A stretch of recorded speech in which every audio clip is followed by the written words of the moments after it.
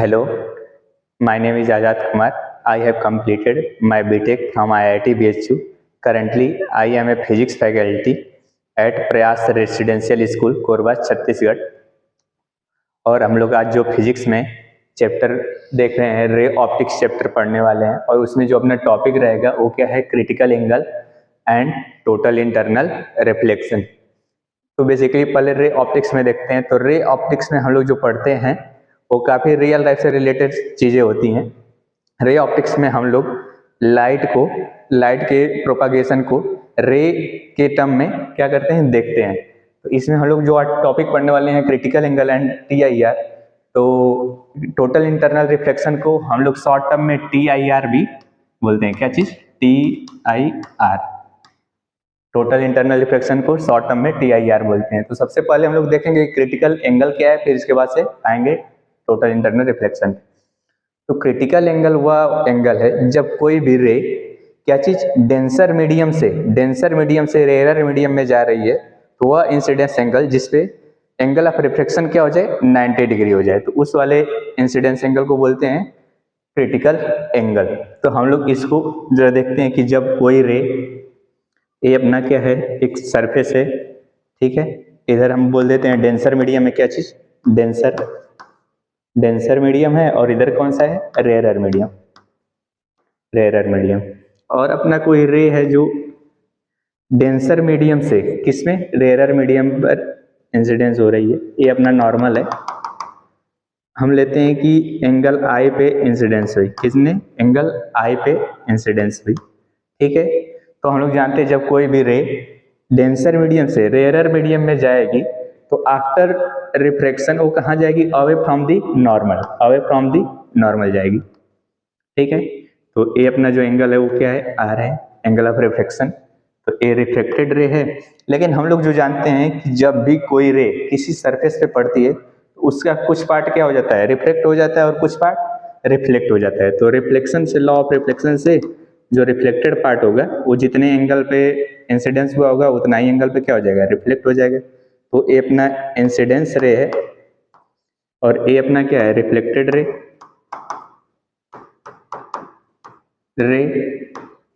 ठीक है। और ये अपना क्या है, रिफ्रैक्टेड रे,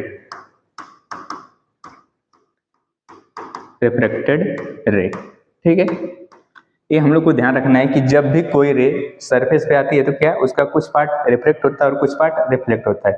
तो लॉ ऑफ रिफ्लेक्शन से एंगल ऑफ इंसिडेंट और एंगल ऑफ रिफ्लेक्शन दोनों क्या हो जाएंगे, बराबर हो जाएंगे। और यहाँ से रिफ्लेक्टेड, ये भी क्या हो जाएगा, आई, और ये अपना क्या है, रिफ्लेक्टेड एंगल। तो इसको जरा हम लोग नेक्स्ट टर्म में समझते हैं। क्रिटिकल एंगल को पहले थोड़ा और समझते हैं। यहाँ एक फिगर हमने बनाया है जो जिसके द्वारा हम लोग क्या करेंगे, समझेंगे। ये अपना नीचे जो है वो क्या है, डेंसर मीडियम है, डेंसर मीडियम। इसका हम रिफ्रैक्टिव इंडेक्स क्या मान लेते हैं, μ2 बोल देते हैं। और ऊपर अपना रेयरर मीडियम है, रेयरर मीडियम, इसका रिफ्रैक्टिव इंडेक्स क्या मान लेते हैं, μ1, ठीक है। अब कोई भी रे आई इंसिडेंस पे क्या है, ये नॉर्मल है, अपने इंसिडेंस एंगल आई पे क्या हुई है, इंसिडेंस हुई है। आफ्टर रिफ्लेक्शन रिफ्लेक्टेड रे, ये क्या है, रिफ्लेक्टेड रे, ठीक है। वो कितने एंगल पे गई है, आर, ठीक है। और ये क्या है, कुछ पार्ट उसका क्या हुआ है, रिफ्लेक्ट हुआ है। यानी कुछ इंटेंसिटी रिफ्लेक्ट होती है और कुछ इंटेंसिटी क्या होती है, रिफ्लेक्ट होती है। अब हम लोग जानते हैं क्या चीज, स्नेल्स लॉ। स्नेल्स लॉ क्या है, स्नेल्स लॉ हमें बताता है कि इसके अनुसार क्या हो जाएगा, μ1 μ2 sine i is equal to μ1 sine r. Snell's law हमें यही बताता है कि किसी मीडियम में उसका रिफ्लेक्टिव इंडेक्स तथा नॉर्मल और रे के बीच में जो एंगल बनेगा उसका साइन का मल्टीपल क्या होता है, कांस्टेंट होता है, ठीक है। तो वहां से आ गया डेंसर मीडियम के लिखे μ2 साइन आई इजकल टू क्या होना चाहिए, μ1 साइन आर। तो हम लोग जरा इस फार्मूला से देखें कि यदि हम एंगल आई को क्या करें, इंक्रीज करें, तो जब इसको इधर ले जाएंगे तो आर भी क्या होगा, बढ़ेगा। अब वो कैसे, यदि हम यहाँ से जान रहे हैं ये दोनों क्या है, इक्वल इन मैग्नीट्यूड, यदि आई का वैल्यू हम लोग क्या करेंगे, इंक्रीज करेंगे, ये दोनों रिफ्रैक्टिव इंडेक्स दोनों मीडियम के लिए क्या है, कांस्टेंट है, यदि आई का वैल्यू बढ़ेगा तो इस पूरे का वैल्यू बढ़ेगा मल्टीप्लाई होके, और इसका बढ़ेगा तो ये क्या हो जाएगा, कम हो जाएगा। तो अब ये इसको इक्वल होने के लिए क्या करना पड़ेगा, ये तो कांस्टेंट है तो आर को क्या होगा, इंक्रीज होना पड़ेगा। तो यहाँ से देखेंगे यदि हम इंसिडेंस एंगल को बढ़ाते हैं तो आर का वैल्यू भी क्या हो रहा है, चेंज, यानी एंगल ऑफ रिफ्लेक्शन भी क्या हो रहा है, बढ़ रहा है। तो जरा इधर से देखिए कोई दूसरा इसी का बना लेते हैं, ठीक है। यदि हम आई का वैल्यू क्या कर लेते हैं, ए म्यू टू है, ए म्यू वन है, ठीक है। यदि हम आई का वैल्यू इंक्रीज कर लेते हैं, आई का वैल्यू क्या कर लिए, इंक्रीज कर लिए, तो जो अपना reflection of angle of reflection है वो भी क्या हो जाएगा, इंक्रीज हो जाएगा। हम मान लेते रे इधर चली गई, ठीक है, और ये एंगल क्या हो गया, आर, ठीक है। अब जरा ये सोचते रहते हैं, देखो आई बढ़ा रहे हैं और इसके बाद से क्या हो रहा है, आर भी बढ़ रहा है। एक टाइम ऐसा आएगा कि यह एंगल, एक पर्टिकुलर एंगल के लिए जो आर होगा वो बढ़ते बढ़ते कितना हो जाएगा, 90 डिग्री, यानी नॉर्मल से क्या हो जाएगा, परपेंडिकुलर, यानी इस सरफेस के अलोंग जाने लगेगा। तो उसी वाले एंगल को क्या बोलते हैं, क्रिटिकल एंगल, यानी जो जिस एंगल पे क्या हो, रिफ्लेक्टेड रे नॉर्मल के परपेंडिकुलर हो जाए, उस वाले एंगल को क्या बोलते हैं, क्रिटिकल एंगल। तो थोड़ा नेक्स्ट पेज में जरा देखते हैं इसको, ठीक है। नेक्स्ट पेज में क्रिटिकल एंगल का लेते हैं एग्जांपल। ये अपना क्या है, नॉर्मल है, ठीक है। एक सरफेस बना लेते हैं, इधर डेंसर मीडियम म्यू टू है, डेंसर मीडियम है, और इधर क्या है, रेयरर मीडियम है। इसका रिफ्लेक्टेड इंडेक्स म्यू वन मान लेते हैं, ठीक है। हम मान लेते हैं कि कोई ऐसा पर्टिकुलर इंसिडेंस एंगल आई, ठीक है, जिसके लिए क्या है, रिफ्लेक्टेड रे सरफेस को ग्रेज करते हुए जा रही है, यानी सरफेस को टच करते हुए जा रही है। तो आर का वैल्यू यहां से क्या आ गया जी, आर का वैल्यू आ गया 90 डिग्री, ठीक है।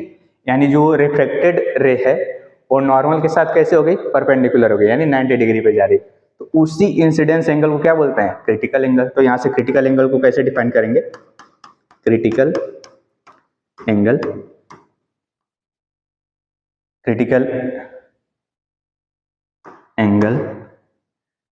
is the incidence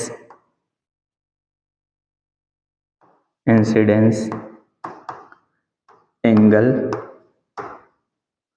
for which refracted angle, यानी angle of reflection, ANG, angle of reflection will be 90 degree, ठीक है। अब यहां से जरा देखते हैं कि क्रिटिकल एंगल वह एंगल, इंसिडेंस एंगल है जिसके लिए रिफ्लेक्शन एंगल, क्या चीज, रिफ्लेक्शन एंगल ऑफ रिफ्लेक्शन कितना हो जाए, 90 डिग्री। और इसका कंडीशन यही होना चाहिए कि रे डेंसर मीडियम से कहा जाना चाहिए, रेयरर मीडियम में, ठीक है। तो यदि कोई, इसको ऐसे कर सकते हैं, यदि कोई रे, ठीक है, डेंसर मीडियम से रेयरर मीडियम में जा रही है और जो रिफ्लेक्टेड रे वो नॉर्मल के क्या है, परपेंडिकुलर है, तो उस इंसिडेंस एंगल को क्या बोलेंगे, क्रिटिकल एंगल। तो यहाँ से हम लोग क्या लिख सकते हैं, ये जो आई है वो किसके बराबर हो जाएगा, क्रिटिकल एंगल, यानी थीटा सी, ठीक है। ये पता चल गया कि क्रिटिकल एंगल क्या है। तो हम लोग नेक्स्ट क्या कर लेते हैं, इसका कैलकुलेशन कर लेते हैं स्नेल्स लॉ का यूज करके, ठीक है। क्रिटिकल एंगल का क्या कर लेते हैं, कैलकुलेशन कर लेते हैं। कैलकुलेशन ऑफ क्रिटिकल एंगल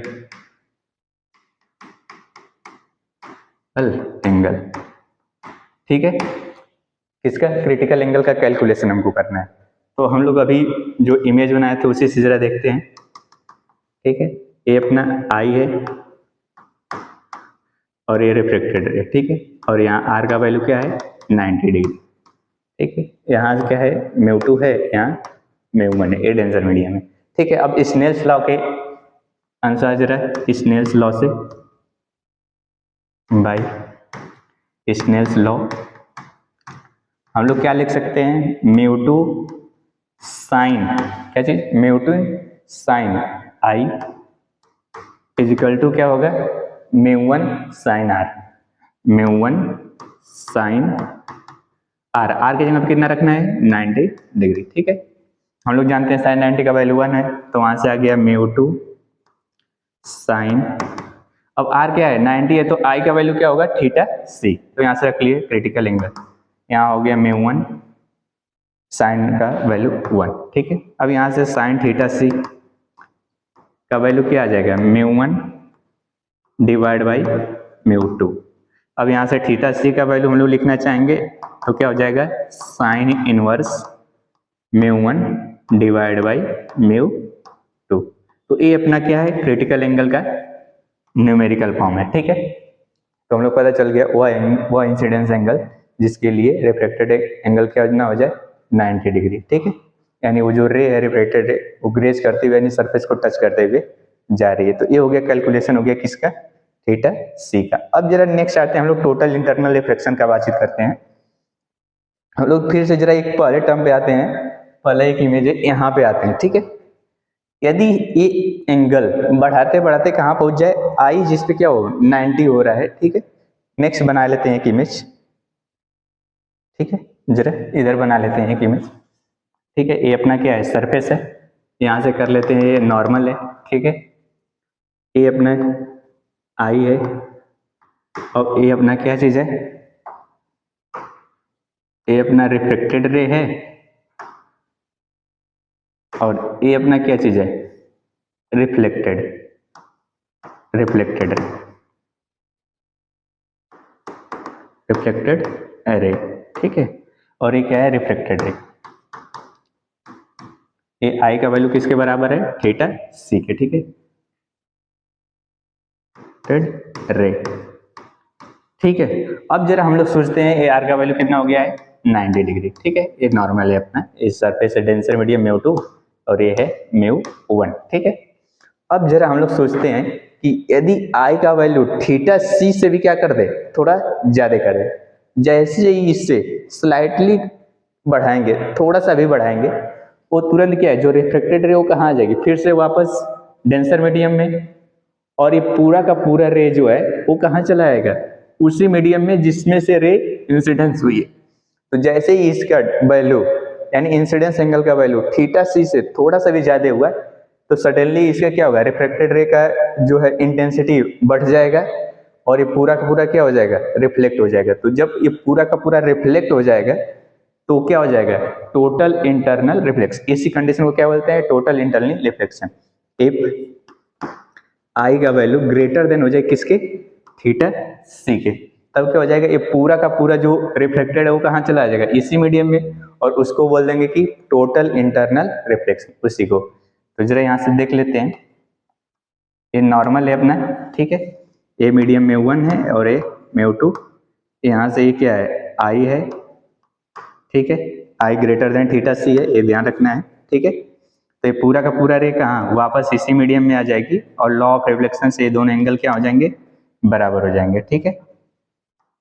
अब देखो जब ये रिफ्लेक्ट जरा देखो सरफेस से टोटल पूरा का पूरा क्या हुआ है रिफ्लेक्ट हो गया है, इसका मतलब इसका इंटेंसिटी लगभग सेम होगा। बस हम लोग क्या है यहाँ पे यदि हम लोग एब्जॉर्प्शन को क्या कर दें इग्नोर करें तो इसका इंटेंसिटी क्या हो जाएगा सेम हो जाएगा बराबर हो जाएगा, ठीक है। तो ये कौन सा कंडीशन है total internal reflection, total internal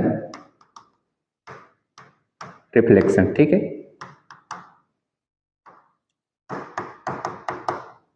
ठीक है इसको बोलते हैं TIR, ठीक है। तो ये अपना क्या है TIR का कंडीशन, ठीक है। तो ये समझ में आ गया जब भी इंसिडेंस एंगल, ठीक है, क्रिटिकल एंगल से क्या होगा ज्यादा होगा तो क्या होगा टोटल इंटरनल रिफ्लेक्शन होगा, ये हम लोग को पता चल गया।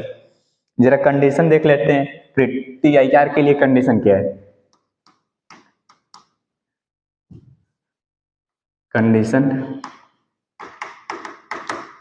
कंडीशन फॉर TIR, ठीक है। टोटल इंटरनल रिफ्लेक्शन के लिए कंडीशन क्या होगी उसको जरा देख रहे हैं, ठीक है। तो पहला कंडीशन यही है अपना, ठीक है, कि जो रे है वो डेंसर मीडियम से किस में जाना चाहिए रेयर मीडियम में, ठीक है। Ray should be travel from denser medium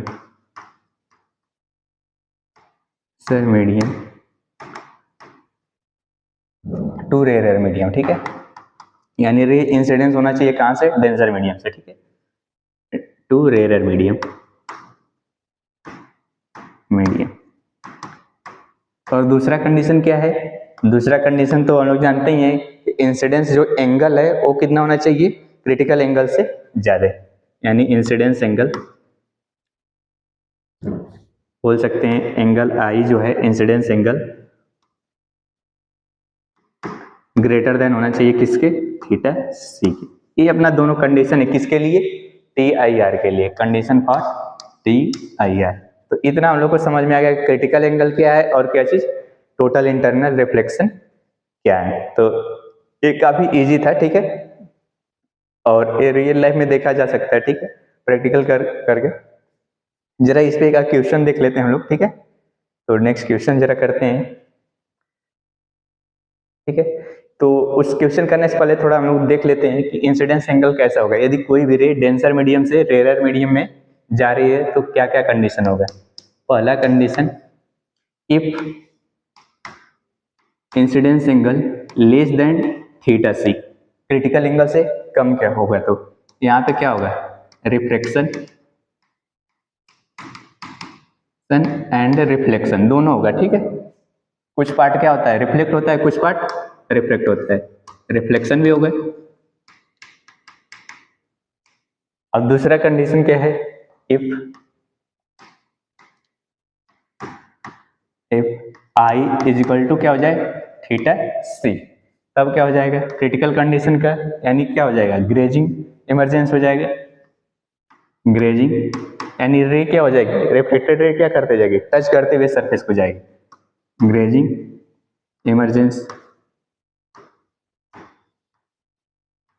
ठीक है। और तीसरा क्या हो जाए, यदि इंसिडेंस एंगल का value, third, if i greater than theta c हो जाए तब क्या हो जाएगा, टी आई आर, ठीक है, ये पढ़ चुके हैं हम लोग, टी आई आर। तो ये तीन कंडीशन है जब क्या कोई भी रे डेंसर मीडियम से किस में जा रही होगी, रेयर मीडियम में, तब का, ठीक है। तो इतना समझ में आ गया होगा, काफी इजी है।